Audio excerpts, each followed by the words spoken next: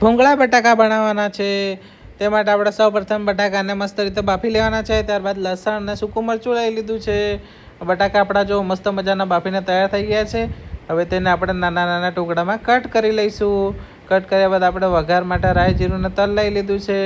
મસ્ત રીતે વઘાર કરીને ત્યારબાદ થોડી હિંગ એડ કરી દીધી અને લસણ અને મરચાંની પેસ્ટ તૈયાર કરી હતી તે અંદર એડ કરી દીધી અને થોડી હળદર અને ધાણા જીરું પાવડર અને સ્વાદ પ્રમાણે મીઠું એડ કર્યું અને ઉપરથી થોડી ખાંડ એડ કરી દીધી.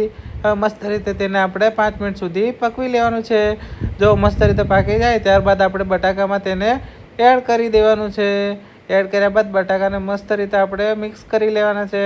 જ્યાં સુધી મસ્ત રીતે મિક્સ ના થાય ત્યાં સુધી તેને આપણે ફેરવતા રહેવાનું છે.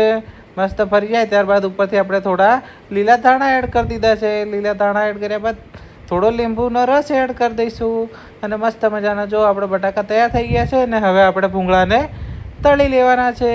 જો મસ્ત મજાના ભૂંગળા તળાઈને તૈયાર થઈ ગયા છે.